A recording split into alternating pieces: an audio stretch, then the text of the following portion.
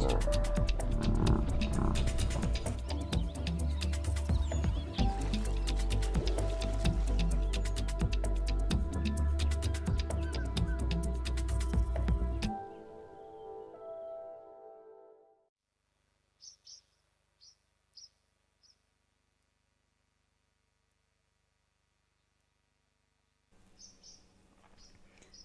Good afternoon, everyone.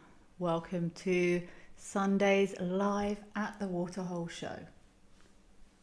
It's 12:30 here in sunny South Africa, 25th of May, and please do remember that we will be live and completely interactive for the next 2 hours. We have two delightful rhino bottoms just departing here from Founders Lodge over in the Eastern Cape. I'm not sure if they've been or gone from a drink, so please send all of your questions through to wildearth.tv/questions. It looks like they might be on their way back to feed after coming for a nice drink at this stunning pan.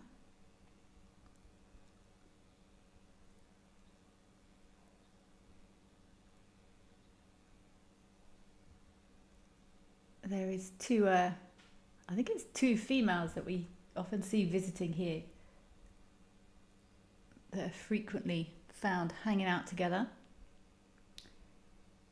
My name is Kelly and I am going to be with you for the next 2 hours. My favourite part of these shows is hearing from everyone that's watching. I love to hear your questions, your thoughts, your opinions on things. This is an open discussion. Please send your question and comment through via WhatsApp on +2 7 7 8 630 2336. We look forward to hearing from everyone, and we will get through as many of your questions and comments as we possibly can.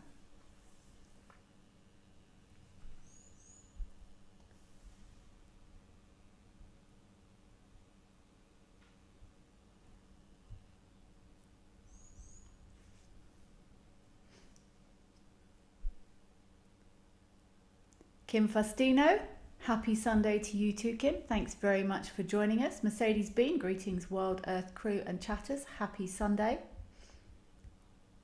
Kim, you love white rhino. Me too. They are amazing to watch, and we are lucky we see them often here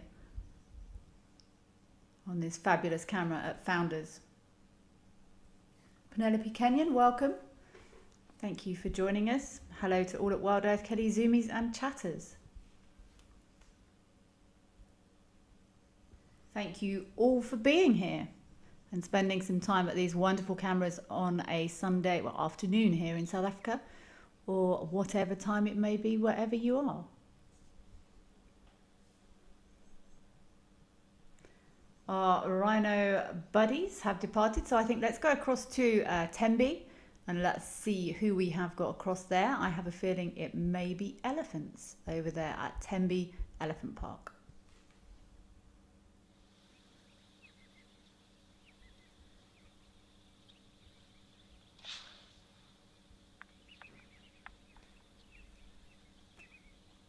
I was right. Oh, we've got some little, well, not little, absolutely enormous. I was going to say little interactions there, but that's an enormous interaction. That's 6 tons worth or more of interaction between those two guys at the back there.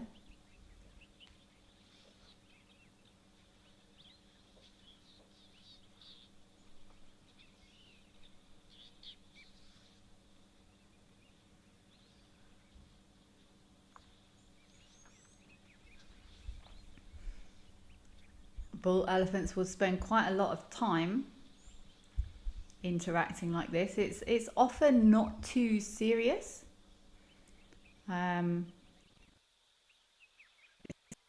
It will be very obvious. There's lots of dust and yeah, it's an impressive sight.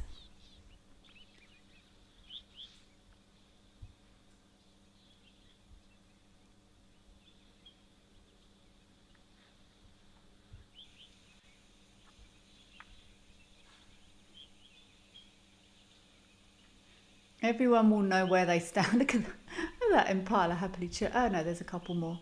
Happily chilling there on the grass, surrounded by elephants. But everyone will know sort of where they stand in this group of bulls. They will all have a relationship. They will all have an understanding of one another.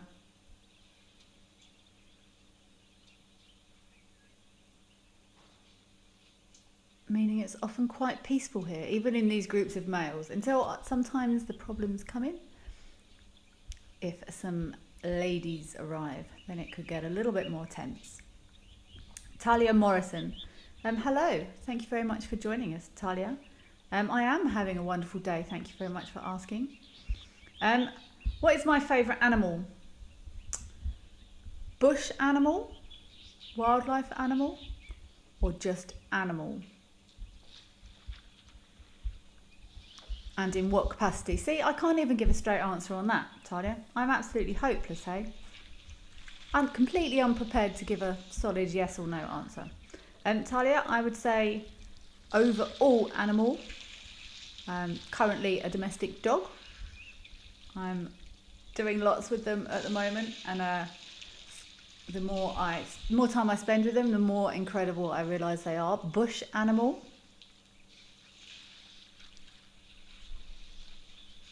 To watch, probably baboons, I think. Picasso. Hi, Picasso. How are you doing? You're saying you sometimes see buffalo lying on their side for some time. Is that really good for their interior organs?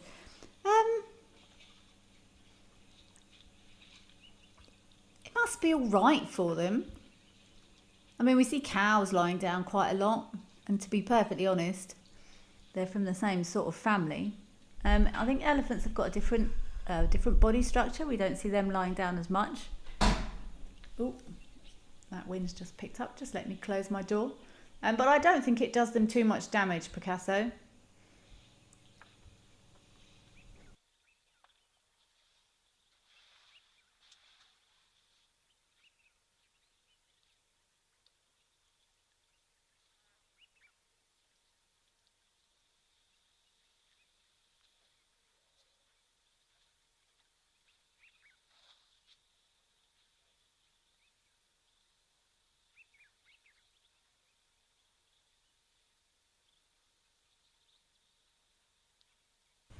Sorry, I just had to go and close the door. I've got all the doors open today.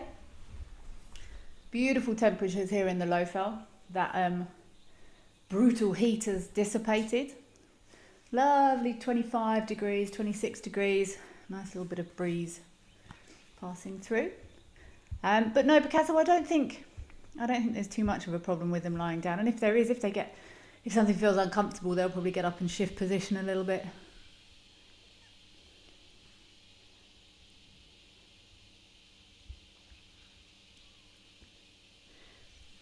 Wildlife lady, your favourite camera is the one we just left at Founders. I really enjoy that one as well. There's lovely, lovely light there.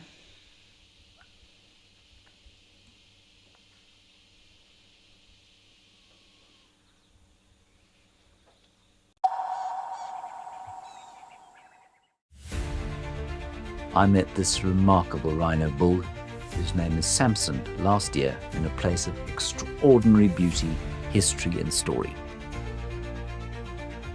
I'm going back there to see him in October, and I think you should come with me to his mysterious mountain fastness.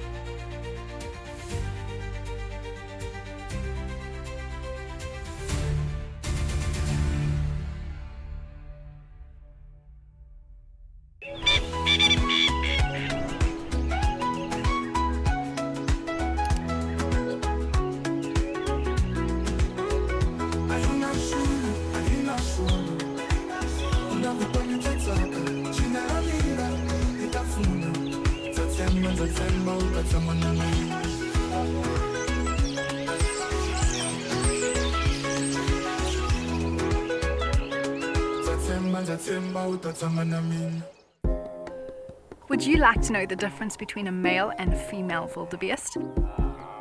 You can ask me questions like this in real time. Our safaris are live and interactive here in the heart of Africa.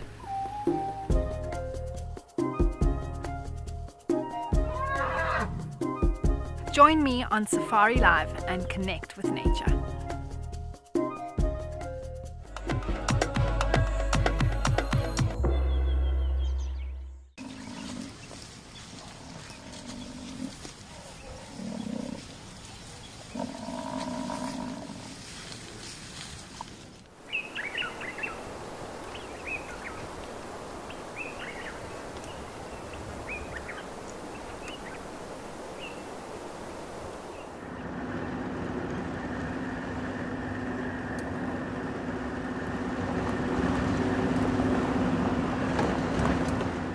If you love watching Wild Earth, here's a little tip. Become a member. You can gain access to the channel ad-free, you can rewind and re-watch sightings, and you can join our Tuesday live safaris. There's also behind the scenes videos, fireside chats, and every Safari Live episode, whenever you want it. It's just a better way to stay connected to nature.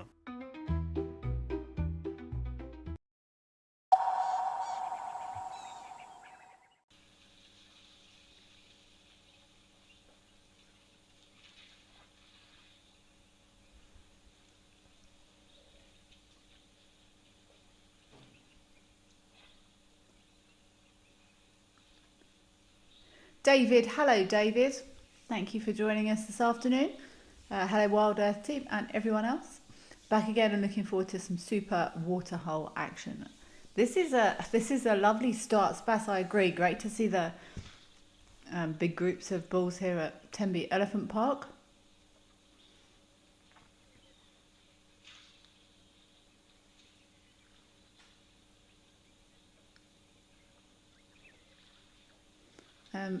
Have I ever seen Spaz? Have I ever seen elephants rolling in mud before? I'm just trying to think. Not really adults, I don't think. Oh no, maybe I have. Young ones often they will get down, but it's not.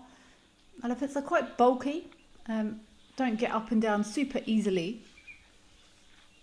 But young ones for sure. Penelope Kenyon, probably the same two bulls that were jousting yesterday, probably. It's an ongoing dynamic with groups of most animals. Actually, it's not so much a big fight and then that's how something goes. It's a constant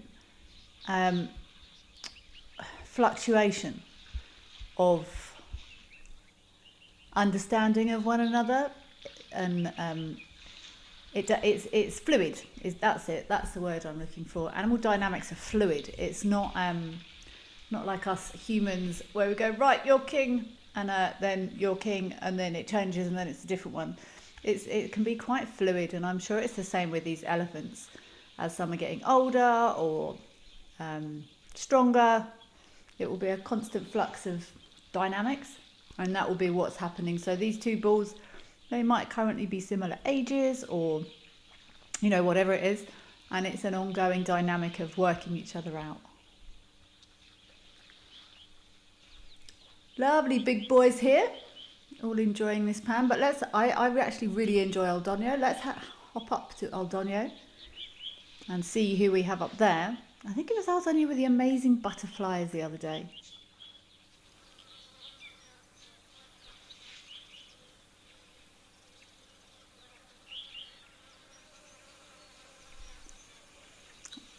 Hello, giraffe, and a guinea fowl. I actually had an amazing sighting of giraffe this morning when I was going to feed someone's cats.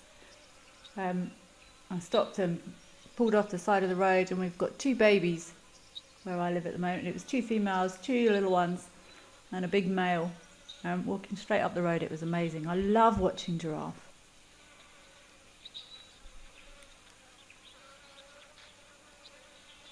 Moonbeam Swift, how about my top 5 animals or top 10? Poor. We'll be here all day. Look. I always feel like I should be quiet when giraffes are drinking.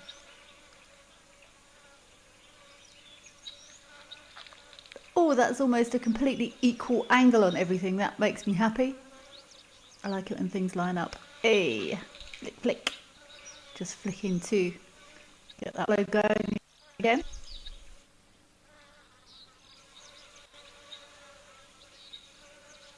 Those legs were all completely equal. What a brilliant angle watching that giraffe.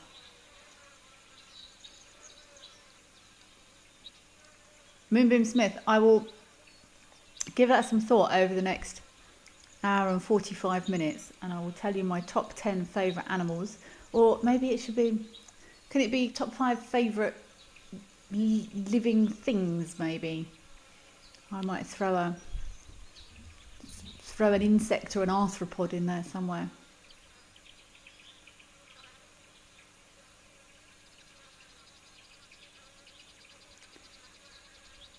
We're gonna head over to Stony Point quickly. I think we might have some chick action.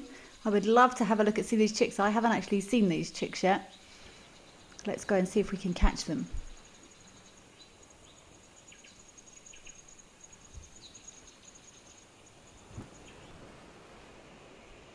This is the first time I've seen these penguin chicks. I saw this penguin sitting on a nest behind that mossy stuff, lots. But these chicks hatched.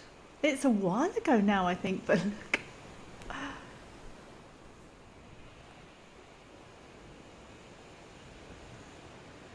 Danny French, beautiful elephants at Tenby. Yes, they're absolutely stunning, those big bulls over there. Dino Wizard, hello. Thank you for joining us.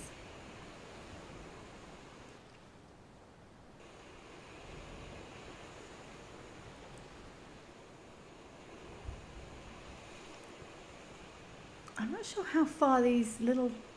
Oh, the light's not great in there, is it? Where did they go?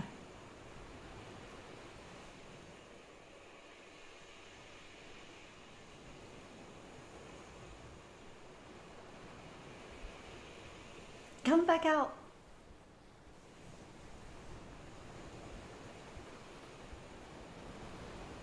They're big. Can anyone give me an exact date that we know these are hatched? And this is what I really like about these cameras, or at least what was the first day we saw them. Because people often say, "Oh, how old is that? You know, whatever it is." And unless we've actually seen them hatch or seen them be born, it's sometimes a little bit tricky to tell.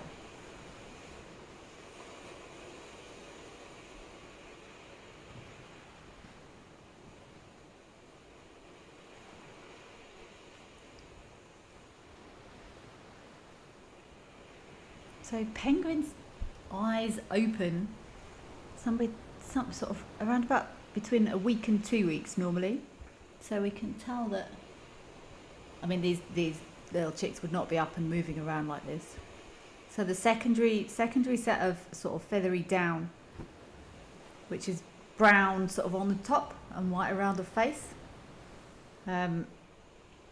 up to about 2 weeks, and I would say that's definitely what this is. Let's just see if we've got a date on there. Oh, Wildlife Loader, you've also just seen these for the first time. I mean, these look at least 2 weeks to me.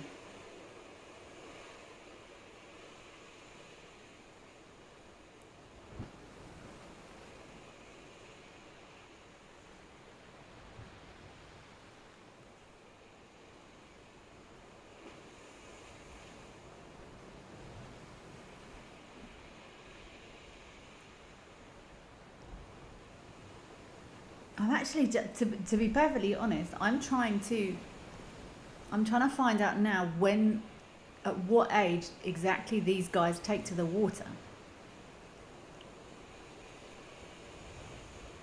I think something might have something to do with weight. So if they've got good, see this one at the back does maybe look a little bit bigger. What do you think? Good thermoregulation capacity.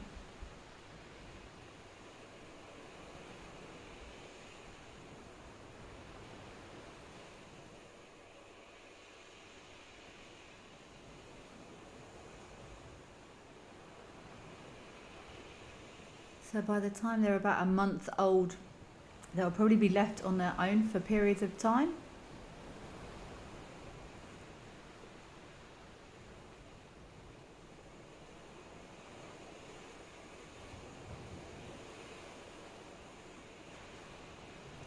Have we seen these chicks go any further than this yet?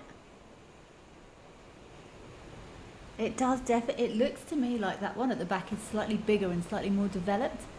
You can see the white around its face is a sort of whiter than this one at the front, who's got white, but it's still, hello, you're sticking your head out in the sun. There's still sort of grey fluff under its eyes there.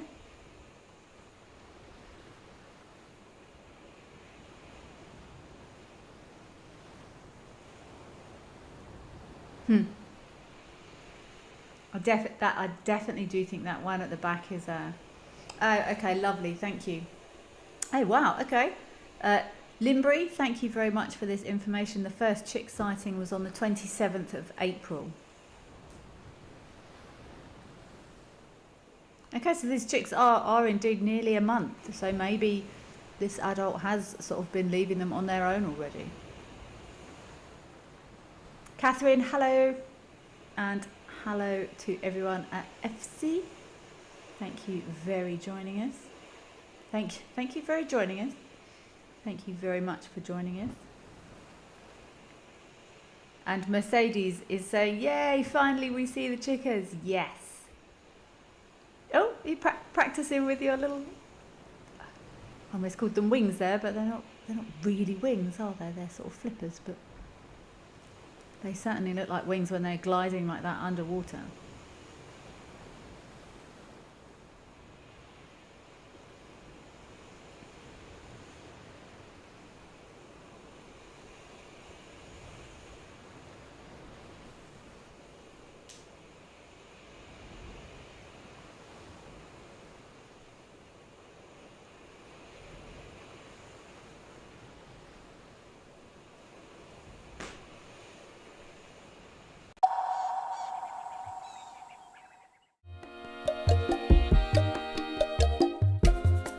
My name is Amy, and today we're going to be doing things a little bit differently.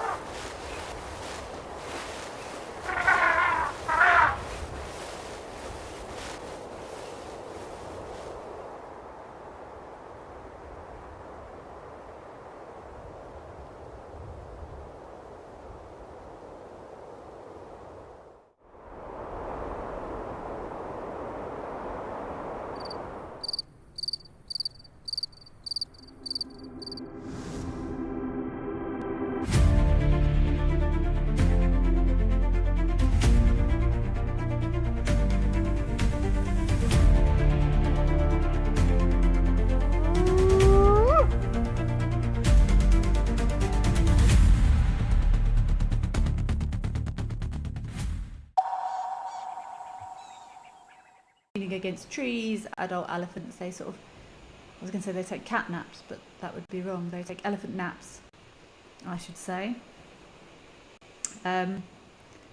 Not extended periods of sleep.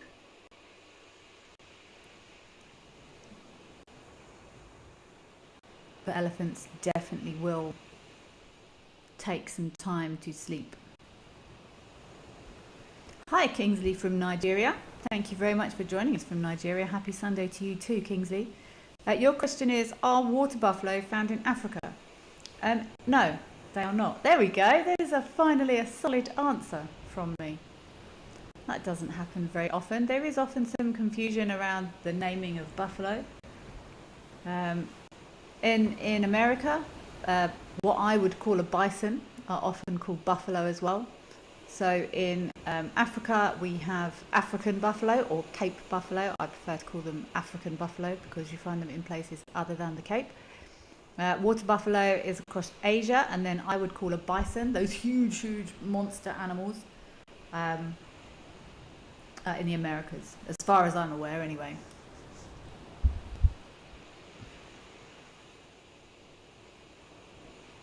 MH back on the sleeping elephants. Yeah, they will normally young ones will lay down flat, but it's not impossible. You do sometimes see adult elephants laying down, but little ones will sleep flat.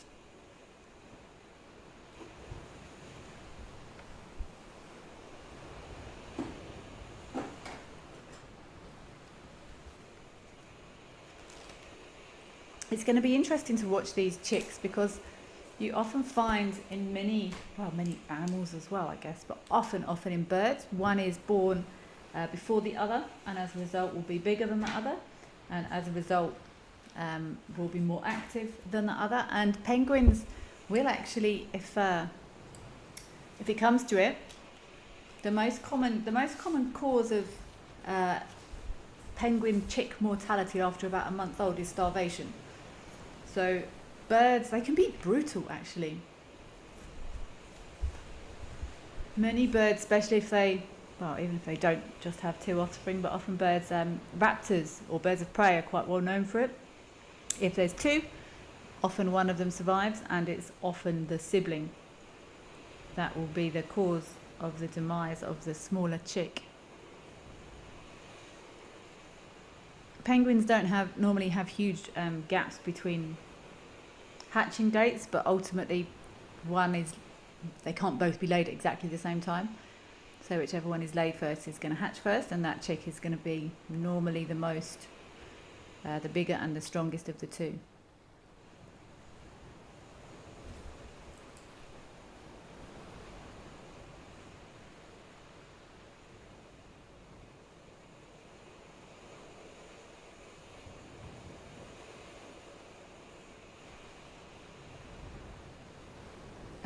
Moonbeam Smith. This is too much. My top 5. I can tell you my top 5 birds because I know my top 5 birds. My favourite bird is a crested guinea fowl, and then my other top 5 favourite birds are martial eagle. I do love a martial eagle. Very grey penduline tit. They're very cute. I like marabou storks just to be a little bit different. I think they're very interesting. And who will I pick for my 5th? Let's go penguin, because penguins are super cool. My least favourite animal, I've only got one I really dislike, and that's a solifuge. Solifuges, no. I tell you what, I've also learnt, rambling a little bit here off topic. Did you know that there are also day solifuges? Solifuges, I always thought, were those sun spiders or red romans, those things that scuttle around at night around fires and they run and but yeah, I don't like them. They're from the arachnid family. They're not spiders. But anyone with arachnophobia, don't do this. But if you want to have a look up solifuges or red romans, and they can get big. And I learned a few months ago actually that there are also day solifuges. And they're fluffy and grey, the ones I see here. And I watched one for about 20 minutes the other day from a distance, digging a hole. It was really interesting. And I didn't have my phone with me, so I filled them in or anything, and I just stood quietly and watched this thing dig a hole for like probably closer to half an hour, moving bits of sand, and it dug sort of like a tunnel. So yeah, that is the only critter I do not like. I would never hurt one, but yeah, I don't even particularly want to see them really.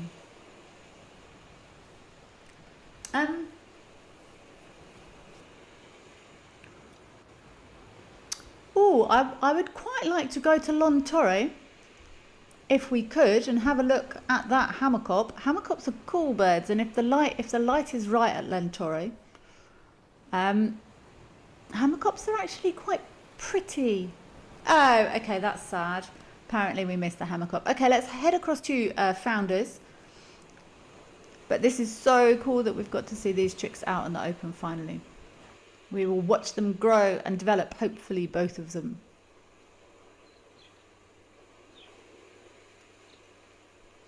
Spacio asking, at what age might we know if the African penguins would be male or female? To be honest, I haven't got a clue. I don't find it particularly easy to identify them when they're adults, and it's a size thing. So your guess is as good as mine there, Spas.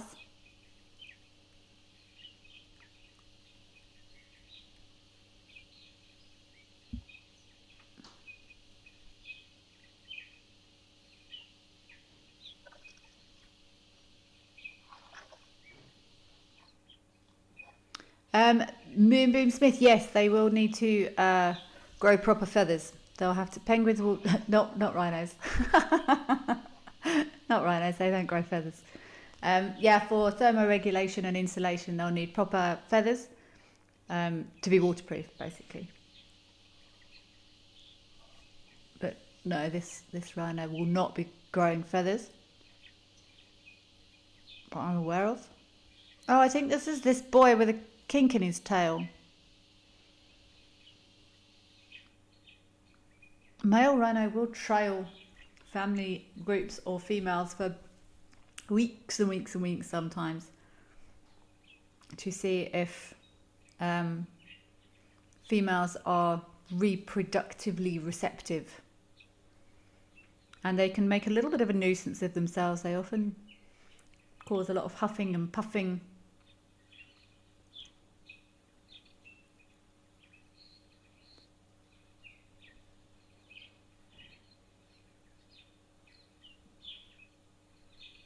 The females will often tolerate them, chase them. There's a big standoff, especially if she's got a little one with her. And there's all dust and everyone goes and then everyone calms down again, but it can go on for weeks at a time sometimes.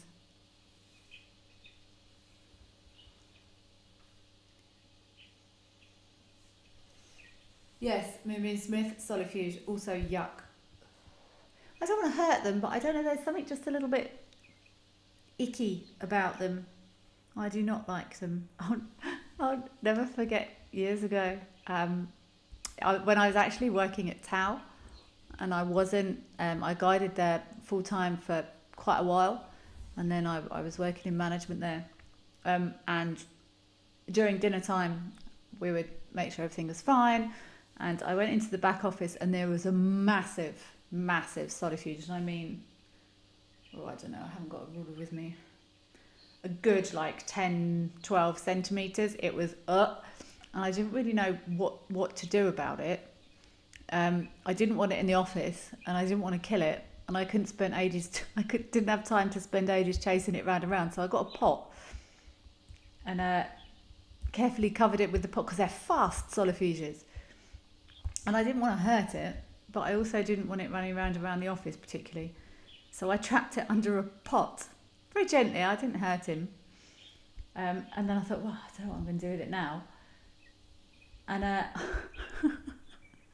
I knew the guides would be in the office early the next morning, and I just put a note on it. I didn't say what was under it. I just put a note on it that said caution.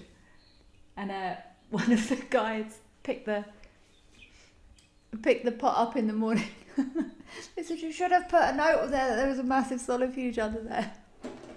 But they then had time to usher the solifuge safely outside. But yeah, solifuge, yuck. Let's go across to Oliphants and see if there was still very good water at Oliphants not long ago, which is great news for the winter. We had a lovely crocodile at Oliphants when we were here not too long ago. See, look how big that tree is. Look at that stunning tree, absolutely dwarfing that elephant. Is this elephant going to engage 4x4 to get up there? Or is he going to have a spot of lunch?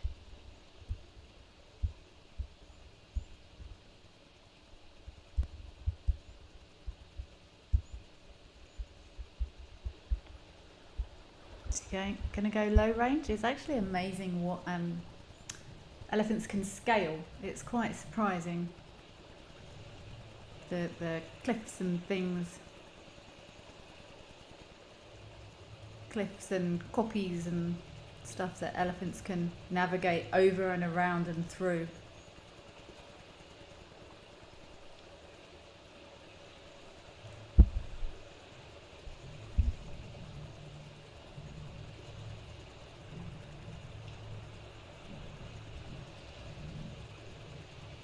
Ivan, you're asking, do all giraffes have white ankles like the ones at Old Donyo?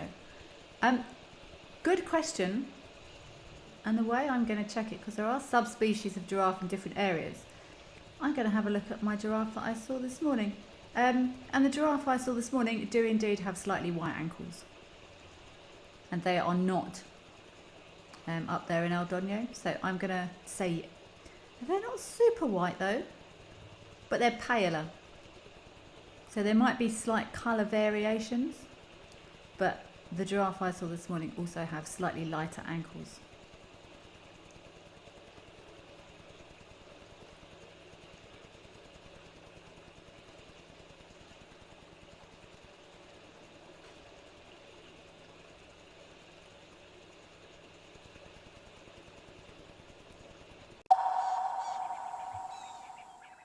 Join me, Andrew Wistenholm, for an indescribable 6-night stay in the beautiful Albany of the Eastern Cape at Amakhala Game Reserve. Now this trip is going to be action-packed with a lot of storytelling, adventure, as well as the opportunity to make everlasting memories.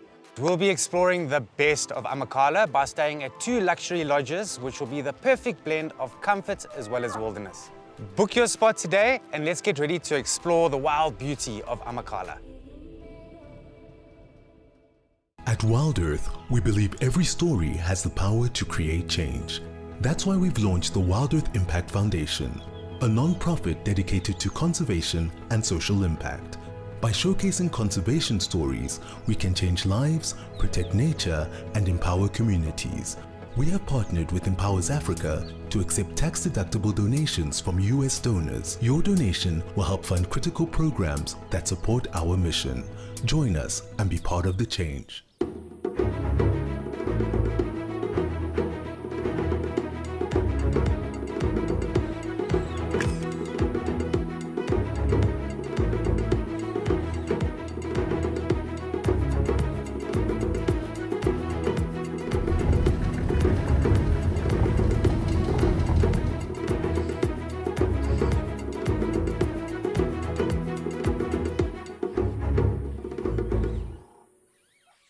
Welcome to Safari Spotlight. We'll be And you pretend like you're a serviceman, eh? Got no idea what's going on in this reserve. Expecting the unexpected. Are we stuck down there? What am I trying to do? So we have another giant of Mabula. That was incredible. This is unbelievable. It's going to be a spectacular afternoon.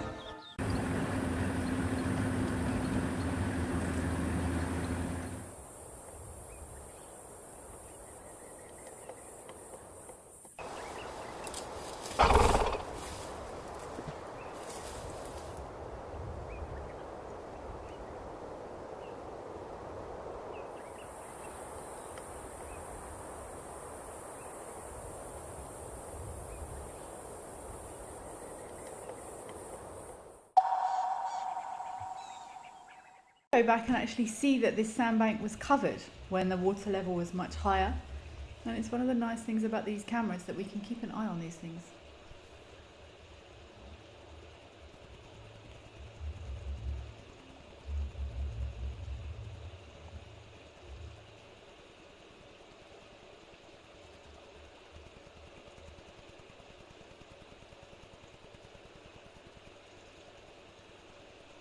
Okay, let's head across to Aldonio.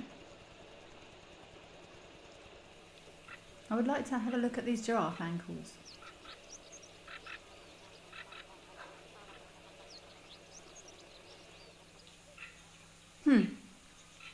How's that?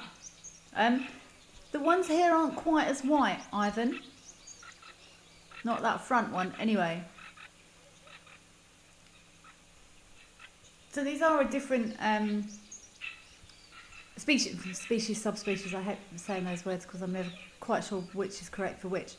A different type of giraffe to the ones we see here, with different coat patterns. What are they looking at? So different coat patterns, different coloration, and it does look like these ankles are whiter than the giraffes I saw this morning.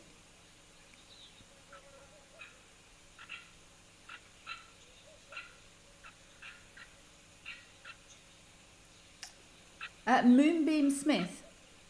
South Africans tend to refer to red foam as you're putting a subterfuge and arachnid-proof suit on. Also, the fact that they often cut the hair of sleeping people and animals using hair to line its nests. Okay, I'm gonna say no to that one, Moonbeam Smith. They do have huge jaws that probably could cut hair if they wanted to, but they don't really build nests. It seems that that's... I have heard that as well. That sounds like an alarm call of a bird. But don't worry too much about having your hair cut by a subterfuge in your sleep. They do bite though. They will use those great big jaws to yeah, I wouldn't want to get bitten by a subterfuge. They're not venomous. So they don't carry venom and they don't spin webs. But they can bite. And will bite. Oh, I'm checking I'm curious about lots of things are mildly venomous. No, I don't think they are. I don't think they do carry a venom the same way as spiders do.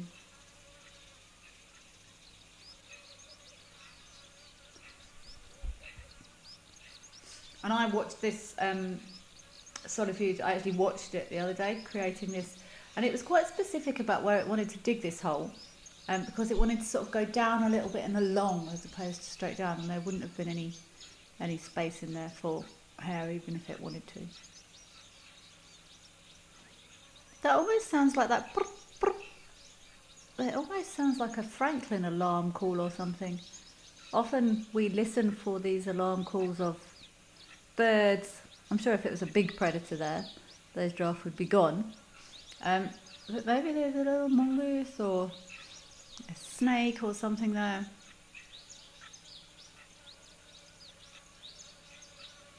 Yeah. Always a good idea to pay attention to bird alarm calls. They look quite cute. Maybe those giraffe are just hearing that bird alarm calling as well. Because animals do recognise the alarm calls or danger signs from other animals. I had a brilliant question a while ago, asking if species can learn from each other.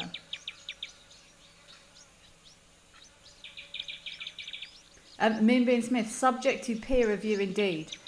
The bits of research I've done in the past have suggested there is no scientific evidence of subterfuges cutting people's hair. I stand to be corrected. If anyone can find me a link to a peer-reviewed paper with this information in it, I would love to hear it. But I've had a little dig around on this before.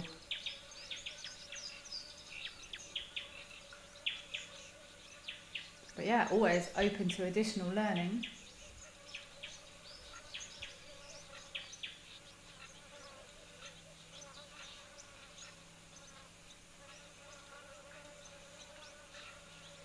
Yes, sidetrack. I can't remember who it was asked if species can learn from each other, and the first thing that sprung to mind was that while it's not technically learning, animals listen to other animals' alarm calls, and that is interspecies. And see, that giraffe doesn't want to drink. I think that's a Franklin alarm calling or something, and it's making this giraffe nervous.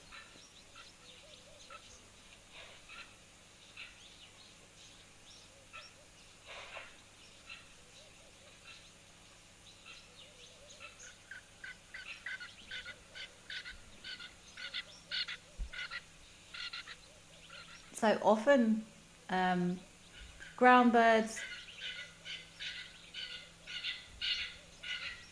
that does sound like a Kenyan franklin to me. Oh, I know, let's have a look at the Kenyan franklins. If anyone, my Kenyan birders, if anyone can help me out with what Kenyan franklin that is.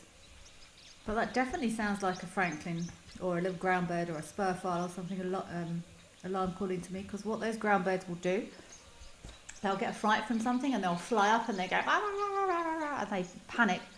And then sometimes they go, "Oh no, that was unnecessary." And then other times they will carry on, after they've got that initial fright, they will carry on with this sort of sound. Look at these giraffes interacting at the back there. Okay, they seem to have decided it's fine.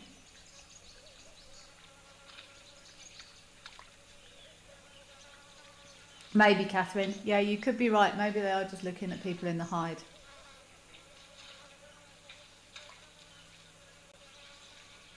See, this is, I said the other day, I don't often see giraffes put their feet in the water when they drink. Or I haven't noticed it anyway, and I would have thought they would have done it more. Just to try and get them a little bit closer to the water.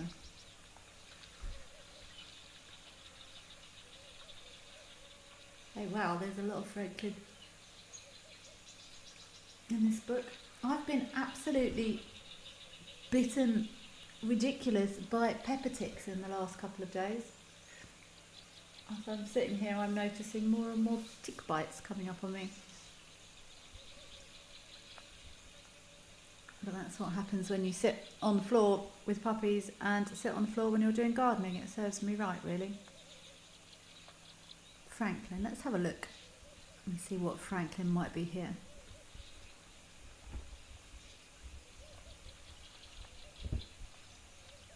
Oh, golly. So it could be a crested Franklin. Wow, there's still a lot of birds to see.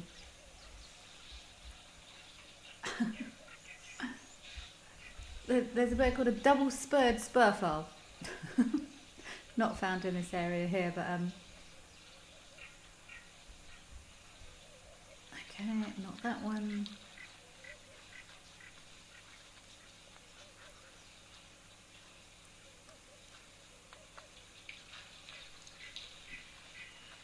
Hildebrandt's spurfile.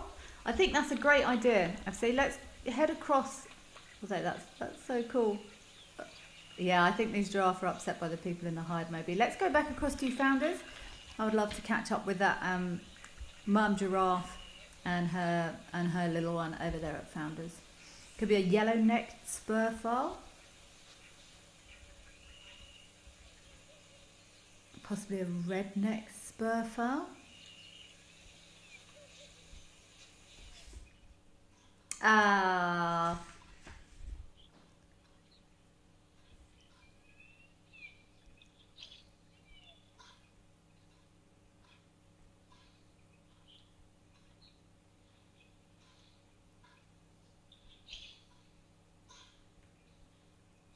I'm not going to talk for a little bit. This baby was making baby rhino sounds that I want to see if we can hear.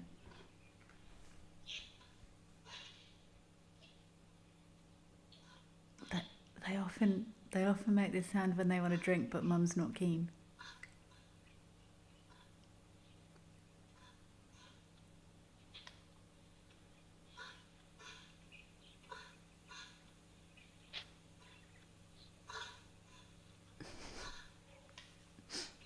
Is that her drinking?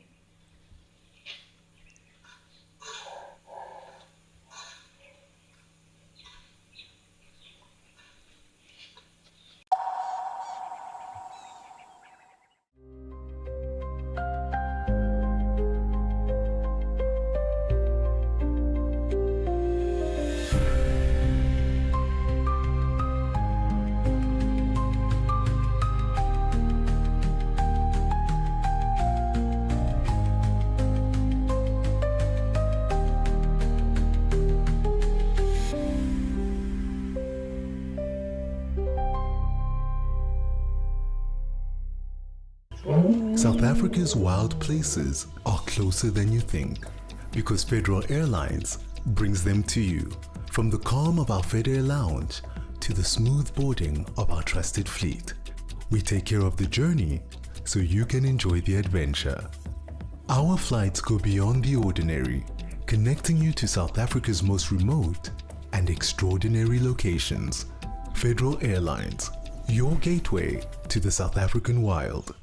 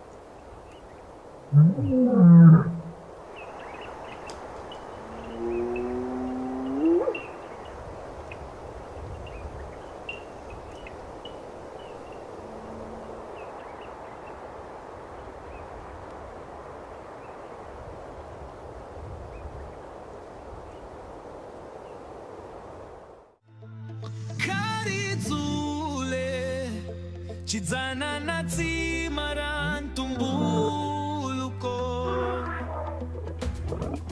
Lovukazi ya xitsundzuxo hosi ya rhumela. How cool is this?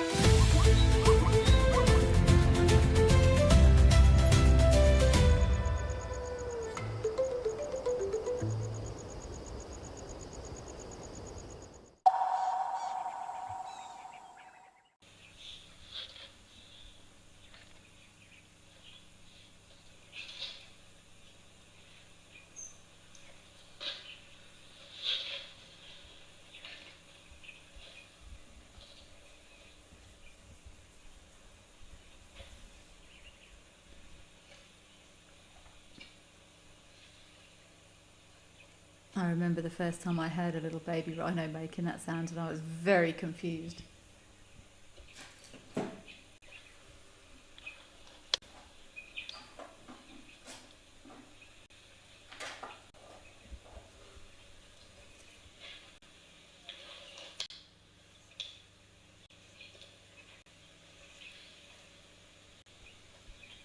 it looks like she wants to move off in the direction that bull was.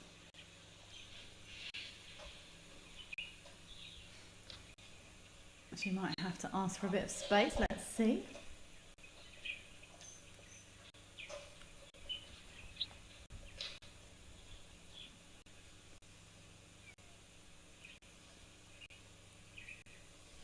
Joanne, hello, what a cutie. Moonbeam Smith, yeah, you're really on form today. How long can giraffe go before needing water? They're quite water dependent, but it can depend on the temperatures, on the subspecies, what they...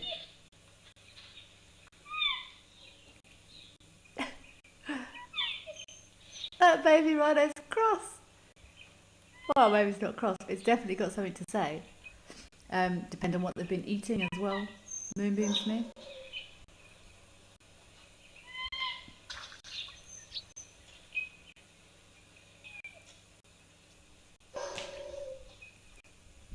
That male is still there somehow. I can tell by the way she's huffing and puffing. Is the act of regurgitating to rechew a conscious effort or automatic? My gut says automatic. But I'm going to check my workings. It's my homework.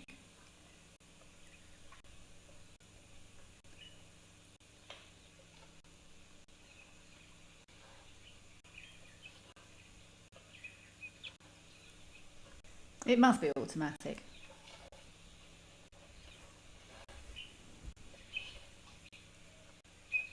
So I'm going to check it anyway.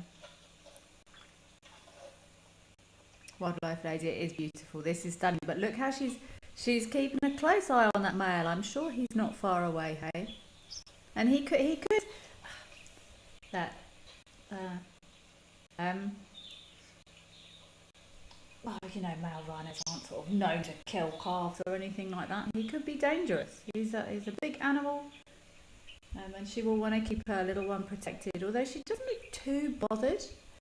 Maybe he hasn't been giving her too much trouble.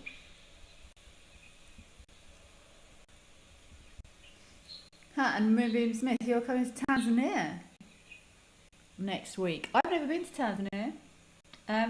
So have a blast, and you'll have to report back and tell us what you find. I've never been to Tanzania or Kenya. I would love to go. And Spas, yes.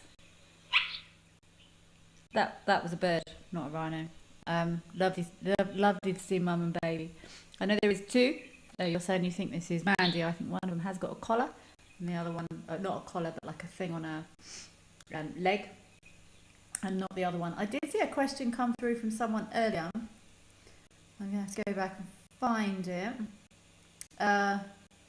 Runa, you saw rhinos have clips on the legs. Why? I think you mean those bracelet things, Runa, I'm assuming. I'm sorry I didn't respond earlier. I did see it, but the rhinos have nearly gone again. Clips, if you mean clips like that ring, it will be for a monitoring purpose. I'm not sure what that monitoring is. Often it's tracking to find out territories, but there can be a few things depending on which conservation organisation is working in the area and what they're using that tracking device for.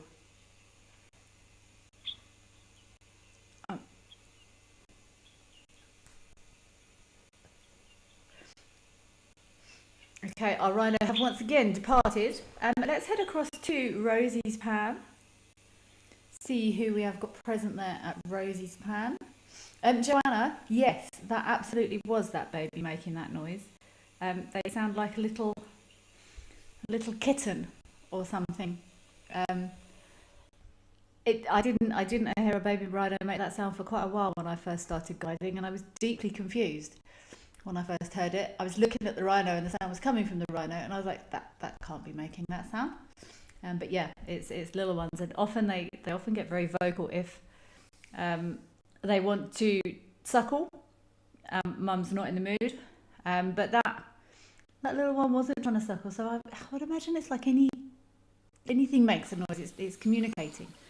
It's got feelings of something, and it's trying to communicate those emotions through sound.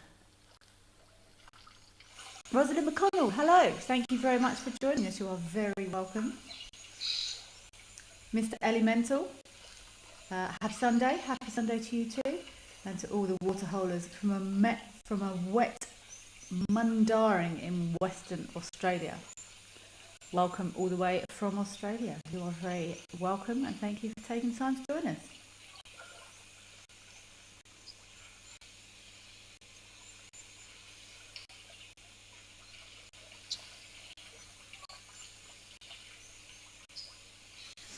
Moving Smith, yes.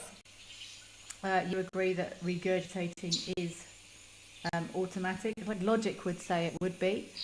If that animal is, I know if an animal is in flight or fight response, different things will switch off, and digestion is one of them.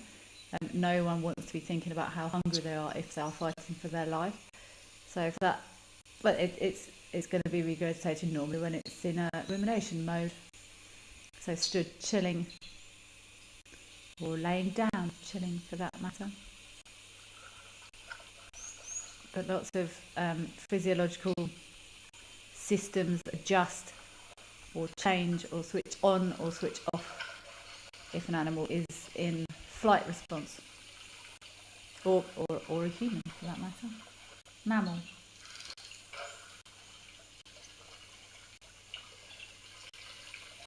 Lovely elephants here at Rosie's Pan, again, Oliphants West Game Reserve.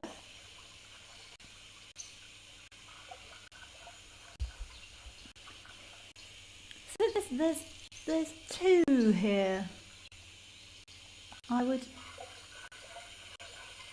not currently totally sure if these are males or females. The shape of the head is quite square, which would point towards females, but I'm not sure, to be honest.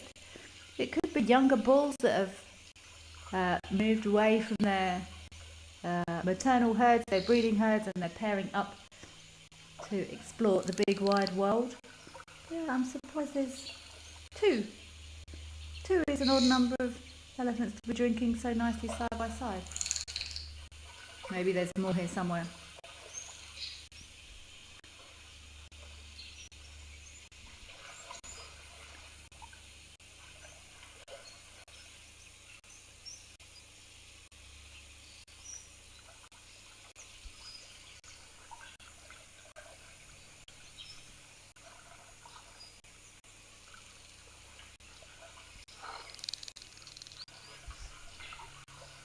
Look how he's flicking his trunk through the water.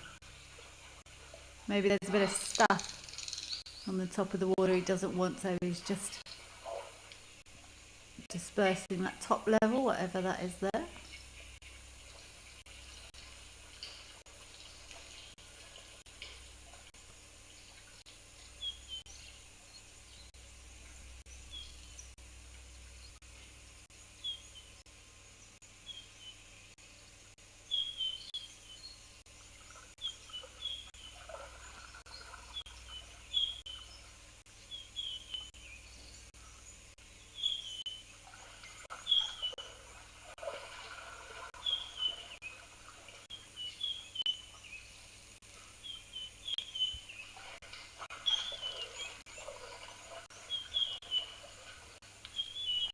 Lovely still day here today at Rosie's Pan. It does tend to make animals a little bit twitchy sometimes if the wind does pick up.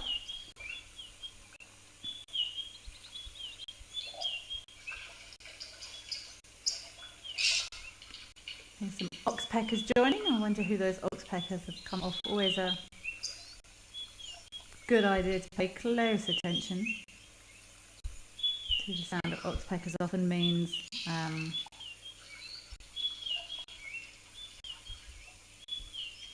there's a well-sized mammal somewhere.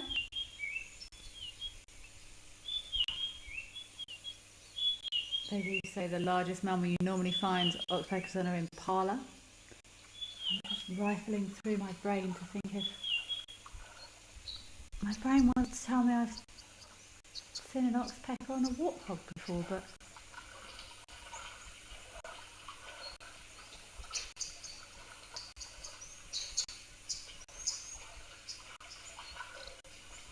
often a sign of buffalo. Kudu often have oxpeckers as well.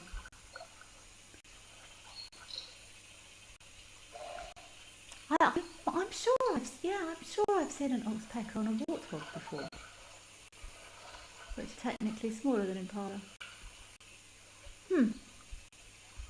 Or are they? Female, like weight-wise. Huh.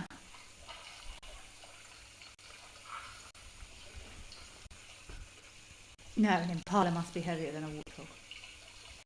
But then there's big size differences between a male warthog, female impala. I'm going to check and see exactly what this book says. See, this says males about 50 kilograms, females about 40 kilograms for impala. So while impala...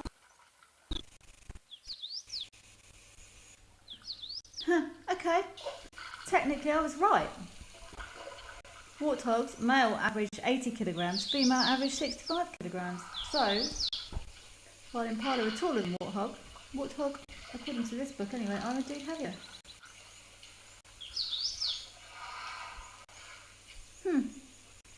That makes sense. So, are warthog bigger than impala? Weight, yes. Height, no.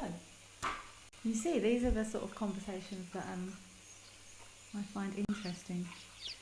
Gina, you're asking, are these elephants related? I've got no idea, Gina.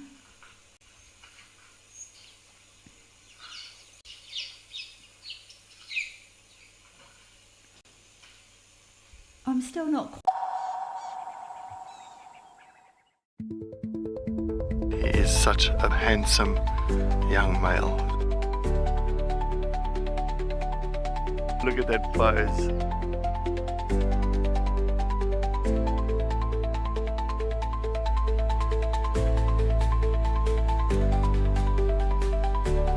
Absolutely beautiful.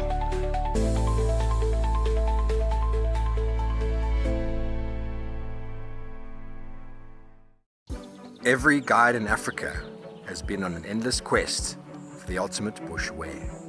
Until now. Rugged Wear has a huge range of amazing bush gear for every wild situation. In the midday heat, those chilly winter mornings, in the storms of summer. Rugged Wear has the bush kit for every wild occasion. Locally made in South Africa, crafted with precision, stitched with quality.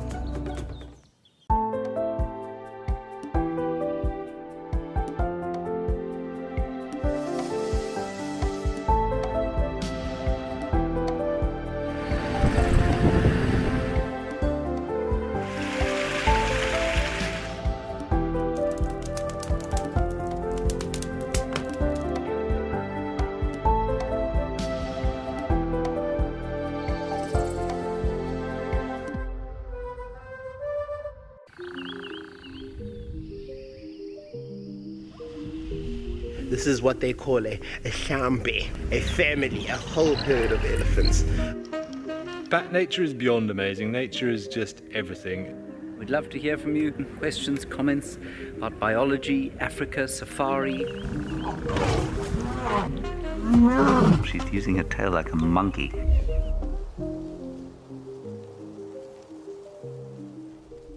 Are you ready for the adventure of a lifetime? Wild Earth Travel's newsletter is your passport to a magical journey. Explore exclusive travel options featuring special offers at stunning Wild Earth locations and all hosted by your favorite presenters. Don't miss out. Head over to our website and subscribe to the Wild Earth Travel newsletter today and stay in the know on all our unforgettable adventures. Wild Earth Travel, where Africa comes alive. So yeah, I think this is these two boys. They have branched out on their own. They are learning the ways of the elephant world. Are they related? Probably not the same mum because they're quite similar in age. Unless it's twins, that's highly, highly unlikely. Not impossible. Do they have the same dad? I've got absolutely no idea.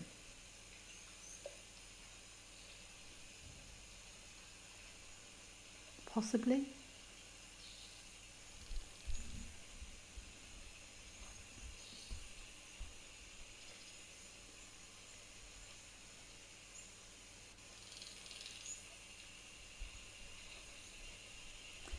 Elemental, good day from Western Australia, Joanna.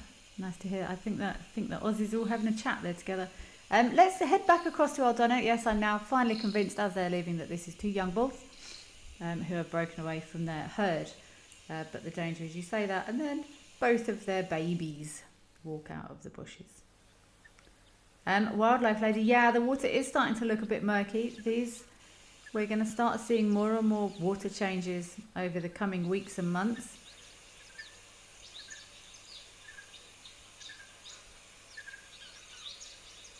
Just browsing nicely there. Wow, I am covered in tick bites.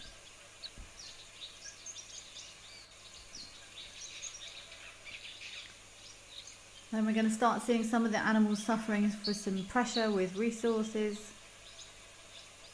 Things will get fractious. Animals will start to lose condition. And so the cycle will continue. This is actually a nice example here of the giraffe on the left. I'm pretty convinced that's a male. I haven't seen any bits yet. And the one at the front is definitely a male. But the one on the far left, I believe, is also male. And I'm guessing that from lots of people say you can tell giraffes are male because, oh no, you can see from this angle that they're bald on the top of their horns. It's not always the case.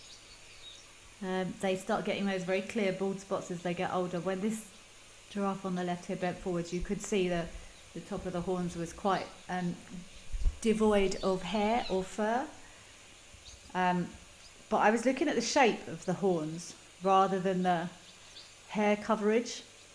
And male giraffes' horns tend to be much wider and sort of bigger, just generally bigger than the females.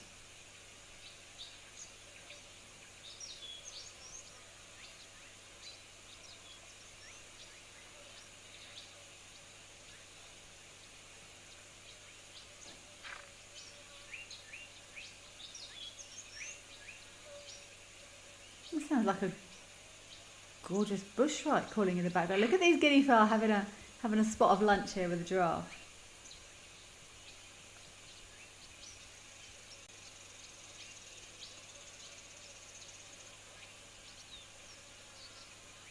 I often find these guinea fowls scratching through dung looking for seeds or anything they can find in the dung of mammals.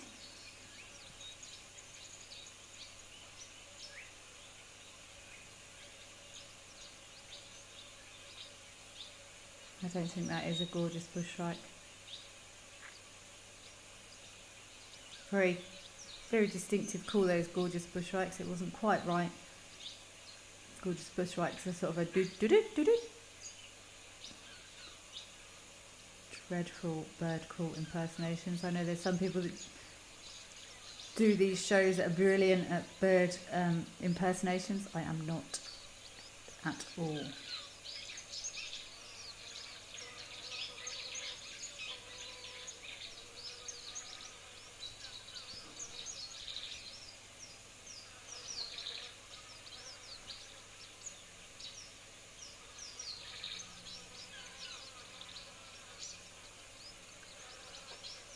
Looks like the guinea fowl's also having a bit of a dust bath here. You can tell I've been around a while.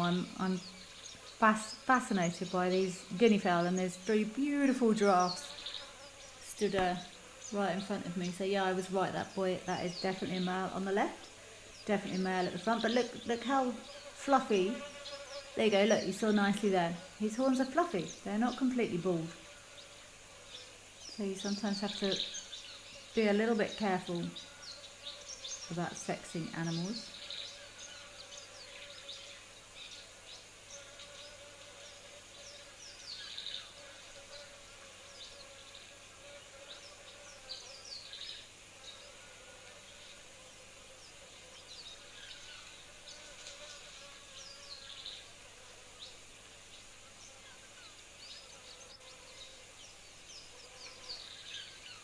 That's a cool image. I'm very... See, look at what this guinea fowl's doing. There's I think it's probably just preening there, but there's one theory that the birds... Oh, gone. Oh, the giraffe have gone.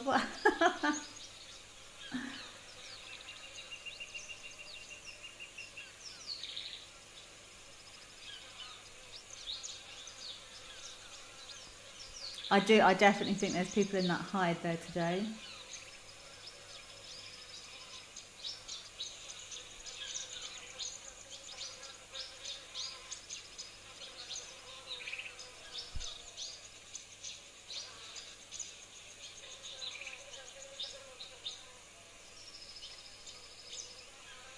And they're right to be cautious.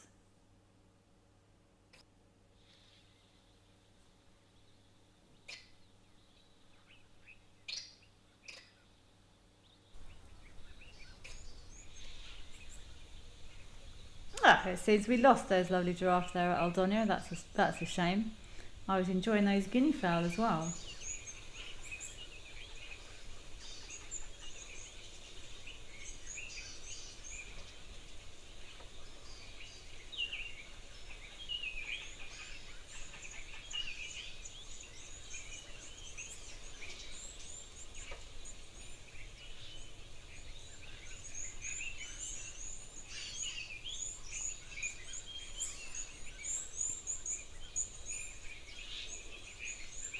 Chuku, is it true that guinea fowl are related to peacocks? I've never heard that, Chuku, but I'm totally not ruling it out. I'm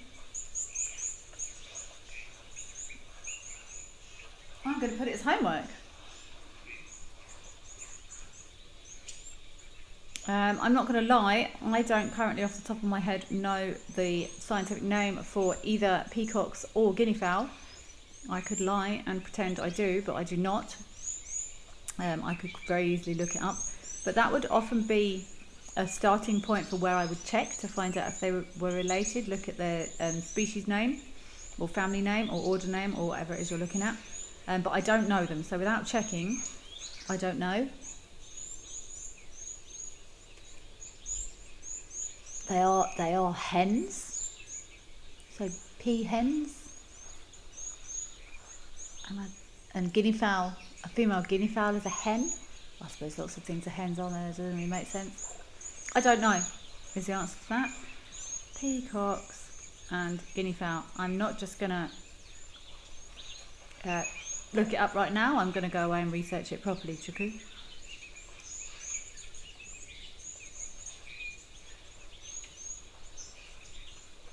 I do have to type it and write it down there because I will forget.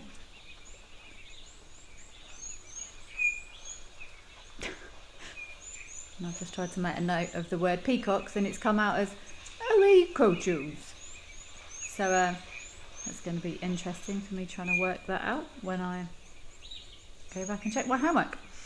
Deb, you said you've just watched A Life Among Elephants on Channel 4, The Passion of Ian Douglas Hamilton. And the love and care pioneering tracking collars now all across Africa. Oh wow. You've been to Manyara, Savo, across Kenya and Samburu. Wow, that's very cool. I'm watching this, you do feel blessed about what, but Ian Douglas Hamilton, what a legacy. I agree, Deb. I have followed some of his work as well. I almost, when I first moved to Africa, went to Lake Manyara to work, but one thing and another it changed. I have never been there. I would love to though. There is such amazing history and stories, and there are so many exemplary conservationists out there who have left and are leaving such an incredible legacy in our wildlife sector, and their work does indeed need to be spoken about and recorded and recognised. Incredible work that so many people are doing out there. Roland, why do elephants slosh the water like this? They're cooling themselves off, Roland. They're cooling themselves down, applying a sun cream. It feels nice, like a pig would wallow, really. But elephants do find it quite difficult to get up and down, so it's the same as wallowing, but without the lying down part, basically. They're cooling themselves off.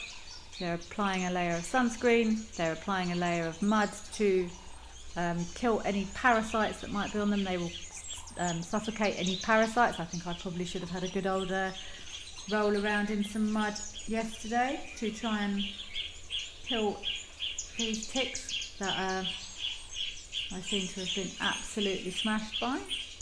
As I'm sitting here, I'm finding more and more tick bites. I think I'm up to about 9 so far. I've found 5 or 6 new ones in the last hour. Okay, African Zoomy UK_David is helping me out here. Thank you very much, David. You say, yes, guinea fowl and peacocks are related, but not very closely. Both are members of the order Galliformes. I know that word actually, Galliformes. I have heard that word before, which includes many familiar poultry and game birds, according to ornithology. However, they belong to different families. Guinea fowl are the family.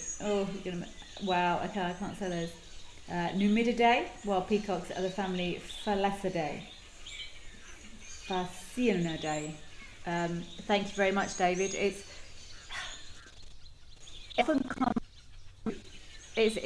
taxonomy. It's taxonomic classifications of who belongs to what group and who, and how and where. And taxonomy and classifications and orders and suborders and families and subfamilies are changing so quickly at the moment. I'm always tentative to not answer, because 1 minute something belongs to one family, and then there's been lots of discussions around giraffe classification and black rhino classification and all sorts of things. So thank you very much for helping me out there, David. I appreciate it. A little bit. They are a little bit related is the answer to that question.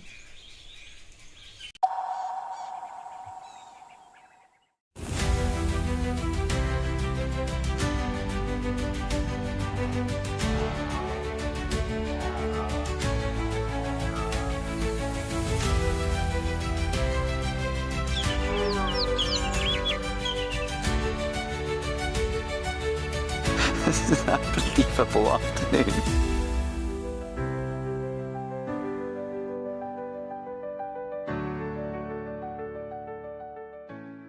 The Wild Earth Impact Foundation is a non-profit that uses the power of wildlife storytelling as a force for good.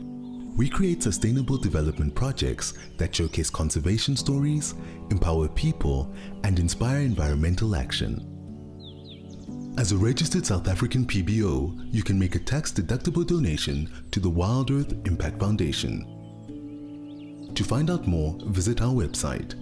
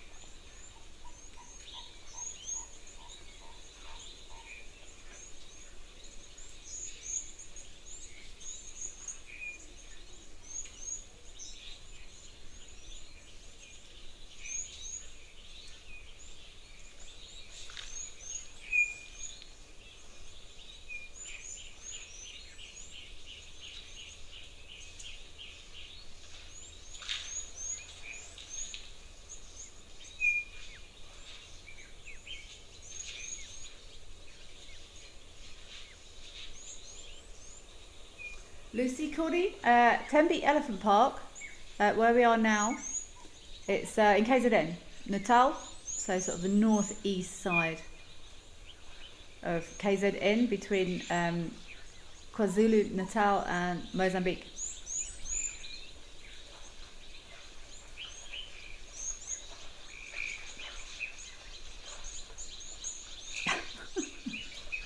This elephant is having a good splash here.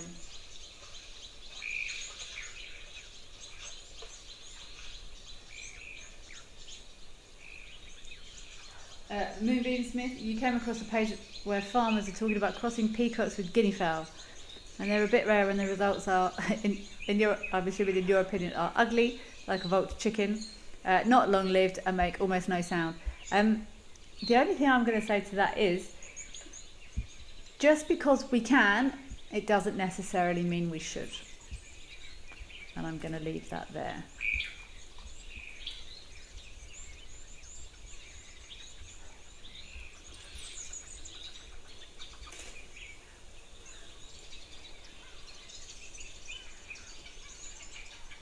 It does make me wonder sometimes how far these holes are going to go. Every year, every season, these little mud wallows, they're made deeper and deeper. I wonder if at some point maybe they're going to join with the main pan there.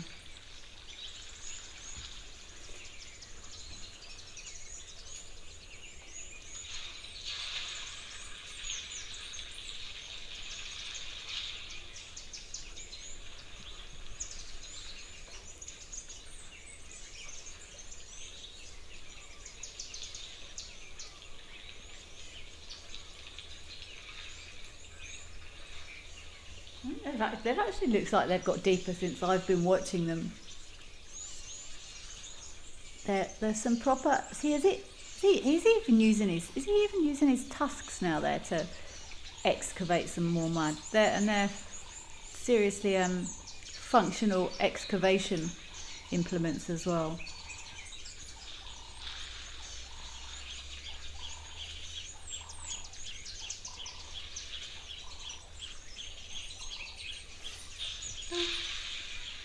I love it when that looks so weird. Great big animal like that. So this would be a better sleep. I don't know who's going to go to sleep, but this would probably be a better sleeping position for this elephant than like sort of flat on the ground. You will sometimes come across big male elephants sort of resting against termite mounds or leaning against big trees, big marula trees. Easier to get up from for a start.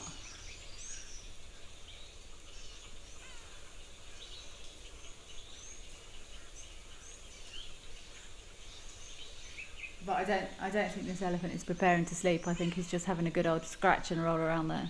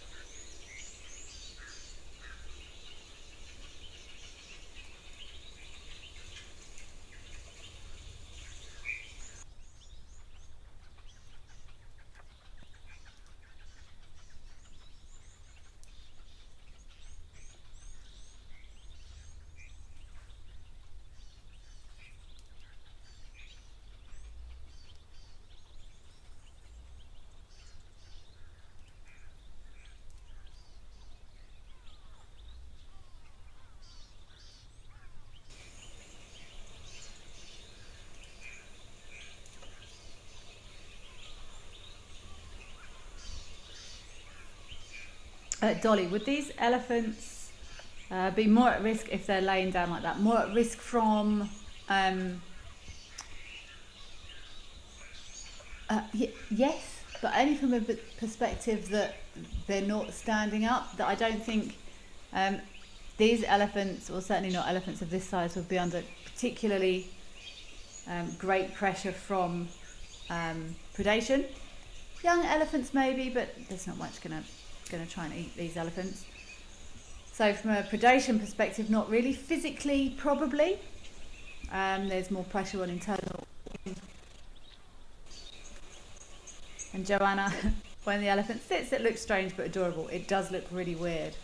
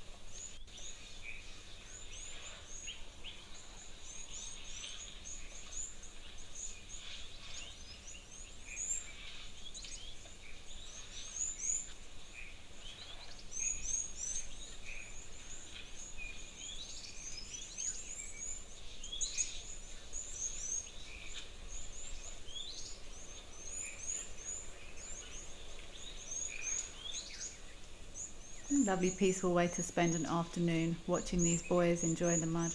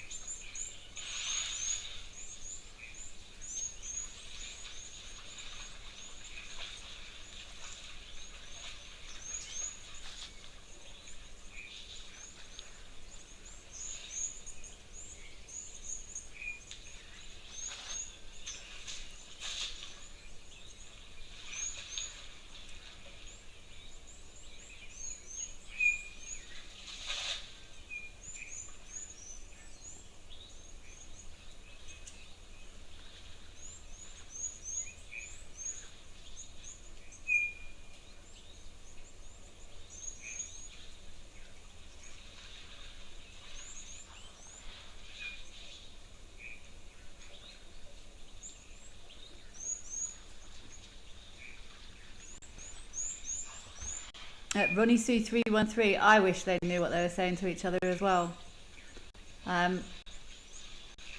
It fascinates me just watching animals and trying to understand more about how they communicate.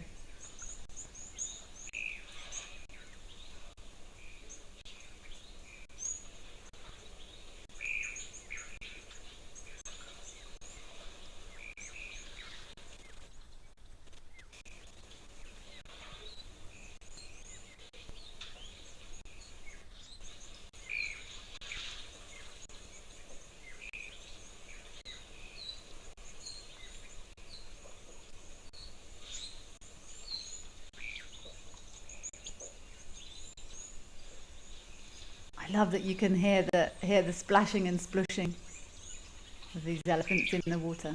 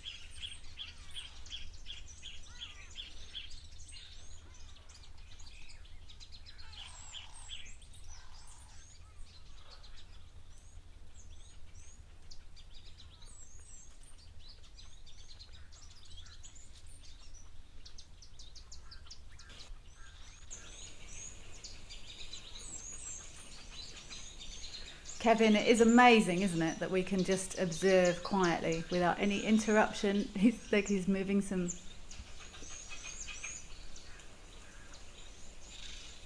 moving that stuff out the way. We're not disturbing them in any way at all.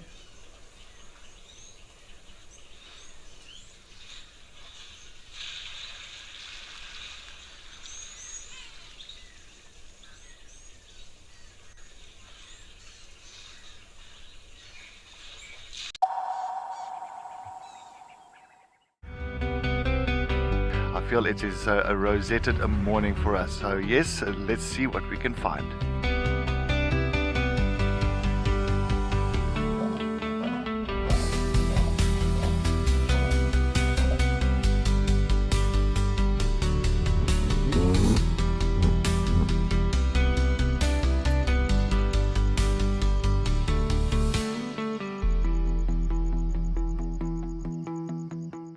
Wild Earth has launched a special fundraising drive for our non-profit, the Wild Earth Impact Foundation.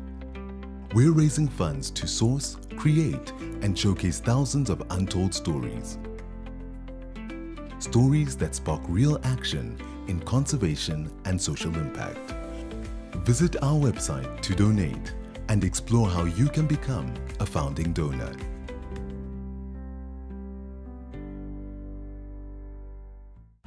My full name is Cedric Leslie Dold. I grew up mostly in the Lowveld. I grew up here pretty much on the southern side of Kruger National Park, a place called Marlow Park, for most of my years.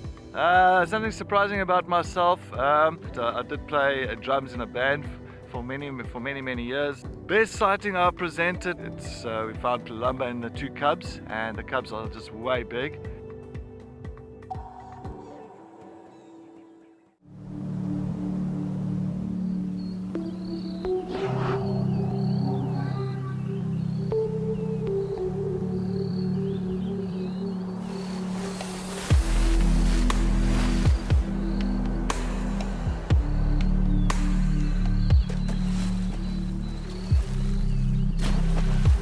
Hyenas laugh quietly.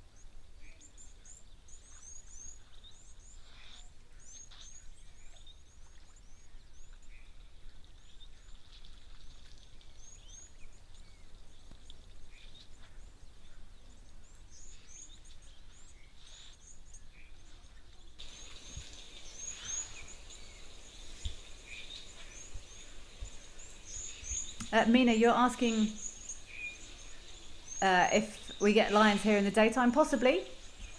It is technically lions, books do say lions are nocturnal, but I've seen both lions and leopards hunt in the daytime, so we could see lions here. I've never seen lions here in the daytime, Mina, but it's certainly not impossible.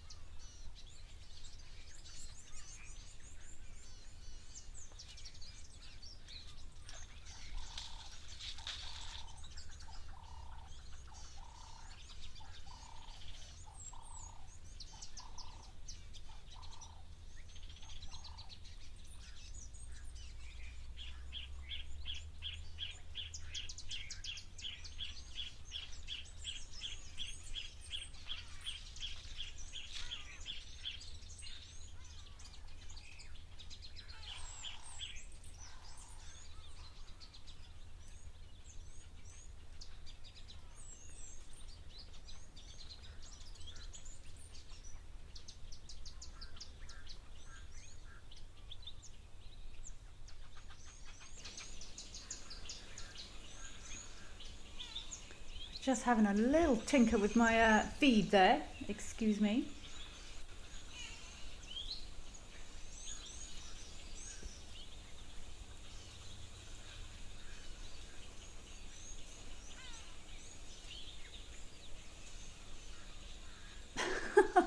That elephant didn't want that bit there.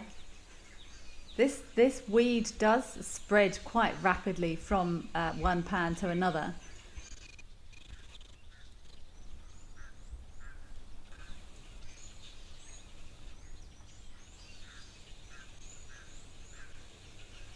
This elephant's trying to take this out of here.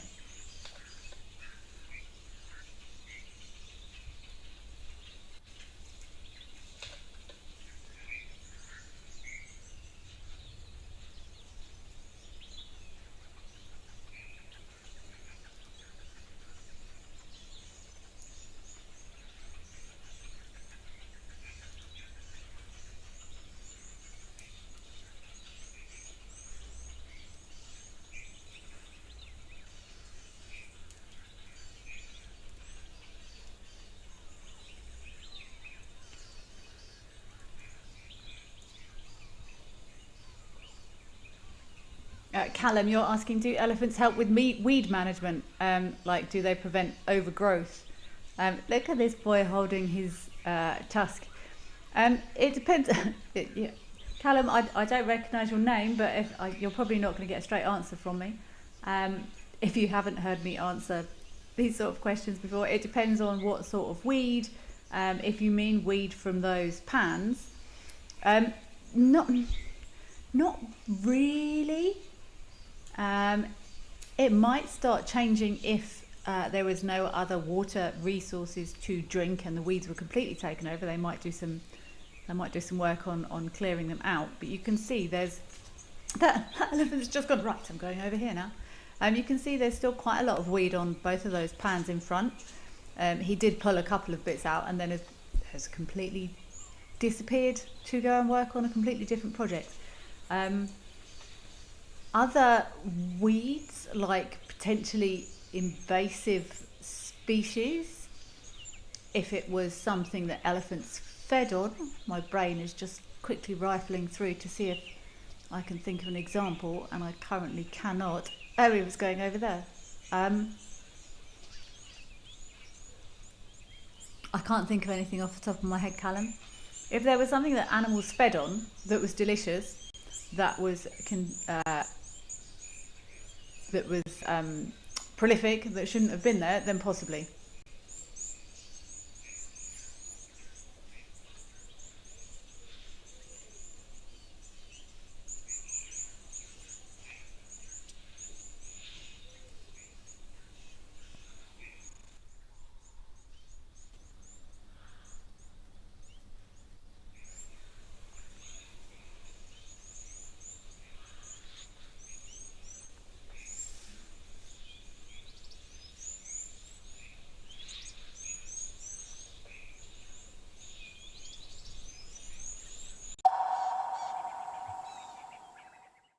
Zitatamana wena, moya wa mina, ukomba wena, takuranza loko tamana wena. It's been a great morning out and about and exploring. That is amazing. It's very hard to explain what this feels like.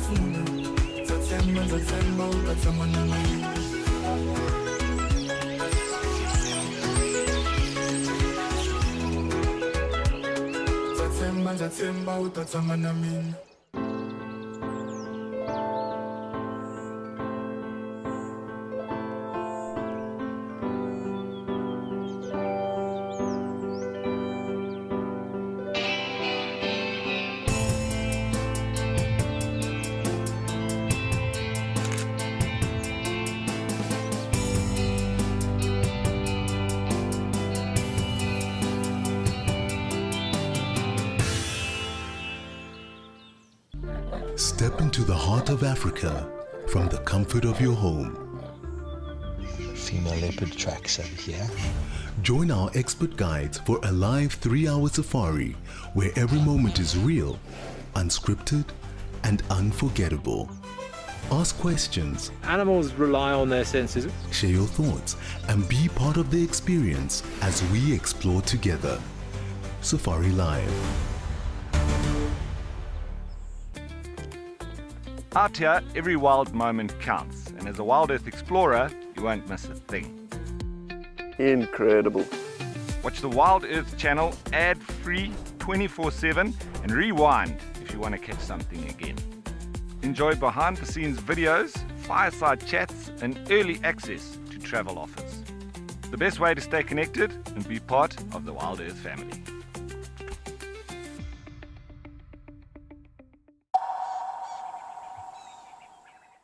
Girly.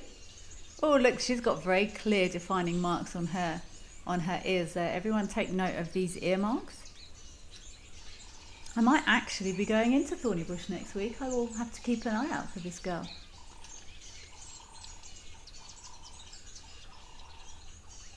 Show us the inside of your mouth. We had a cow lift her trunk up and almost touched the camera the other day. It's very, very cool.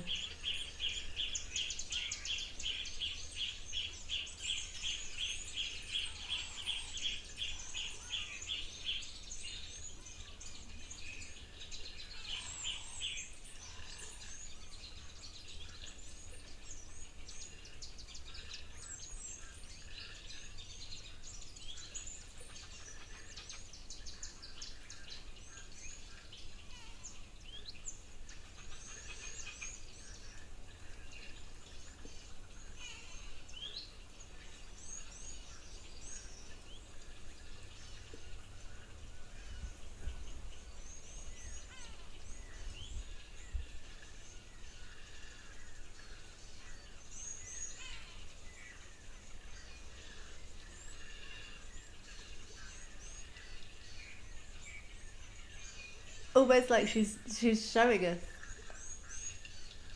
It would have been a long time ago now. I can't remember when it was, but I was in must have been in a sighting, a safe, relaxed sighting, because I would never normally get so close. But it was an elephant chewing almost at my eye level, but quite close, and I was actually, I don't know what I thought it was going to be like, but the inside of elephant's mouth looks soft. So look, something's just upset her there. I wonder if the camera maybe moved or something. And it never ceases to amaze me how elephants can chomp through thick thorns and big thorns, and the inside of their mouth looks so soft and delicate.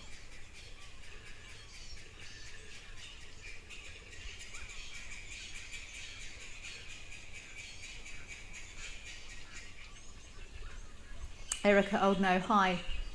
It's an absolute pleasure, Erica.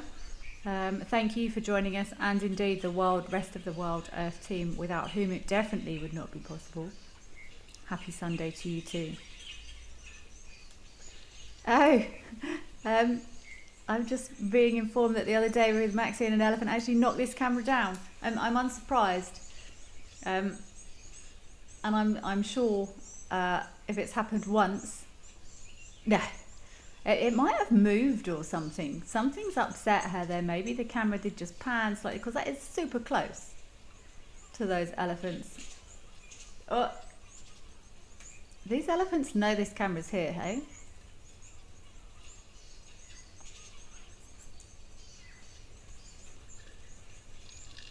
Yeah, this camera might not be present. It might need to go a bit higher.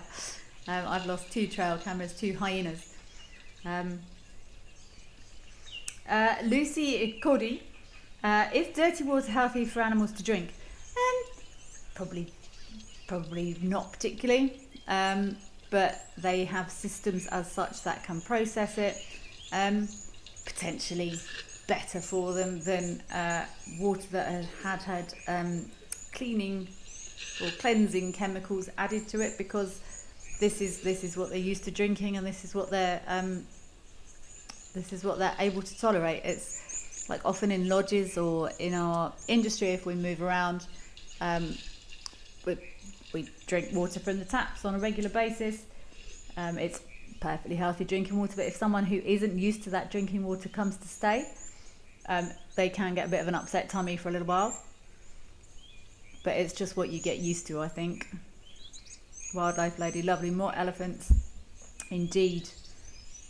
Nice close-up views, but I think that elephant might know that camera's out. I'd be interested to go back and see that clip where it's knocked down. But yeah, I'm unsurprised. There was a very close call the other day as well. Captain, thirsty Sunday elephants. I nearly said Thursday Sunday elephants then, Captain. This is I'm really enjoying the Serendella waterhole though. I must maybe go and try and find it if I do end up going in there. Yeah, I'm just watching this. Yeah, I think they know this camera's here.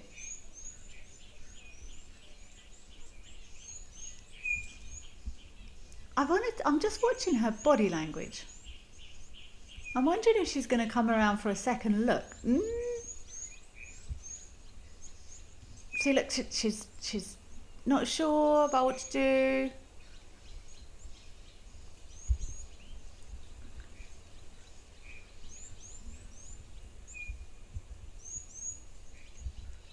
Wildlife lady, I'm glad you enjoyed today's live at the waterhole. It's a great pleasure from me, and indeed thank you to FC and all the Zoomies that do a wonderful job. I'm wondering, I just want to see, we've only got 5 minutes left, but I want to see if this elephant's going to come around and have another look. I don't suppose we've got a record of FC. Is there any way we could find that clip of when the elephant knocked the camera down to see if it was this elephant? Because she's got quite easily identifiable ear notches here, ear jaggles. I don't think, if anyone was watching when that happened, I'd be very interested to know if it was the same elephant, because she's not happy about something. She's had a drink, unless she's maybe gone round to the other side because maybe it's less dirty, Lucy. Maybe she's gone around the other side there, but there's something concerning this elephant, and I can't work out if it's the camera. Oh, this is a male.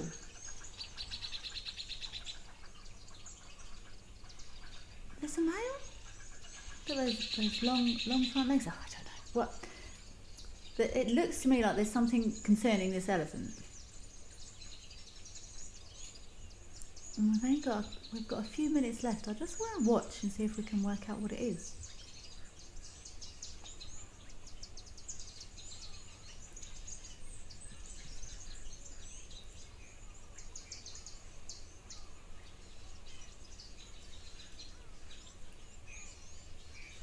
So you don't need to know body language to be able to see that this elephant is considering something.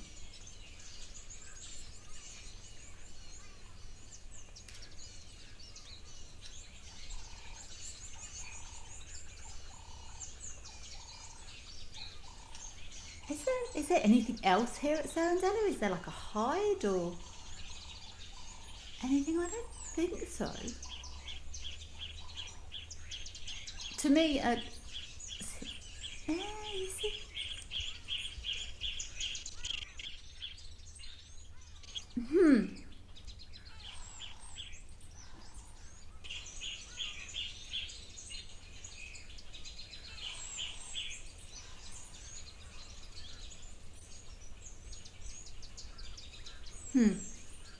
Interesting. I might try and go back and see if it was this elephant that knocked the camera down the other day. Okay, we've got a couple of minutes left. Let's head back across to Tembe just for the last couple of minutes of the show, seeing as this elephant has now departed.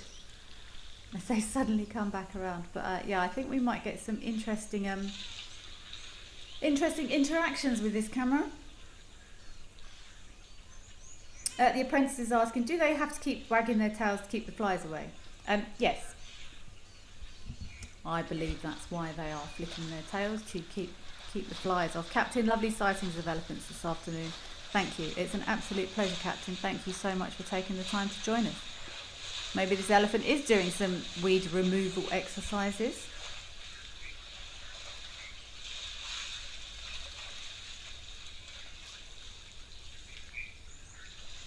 It's been an absolute pleasure this afternoon, everyone. Thank you very much for giving us your time and your input and your questions and your comments on this lovely Sunday afternoon in South Africa, and wherever it may be, wherever you are in the world. It's been an absolute pleasure.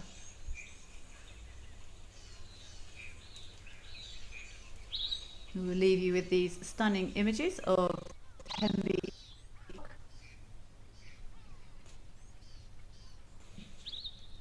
This ball coming in, look, his even his tusks are covered in mud there. Is he going to ask this little one to leave? Let's see. But have a wonderful rest of your Sunday, everyone. Thank you so much for your input. I'm very much looking forward to talking to you all again very soon. Until then, take care.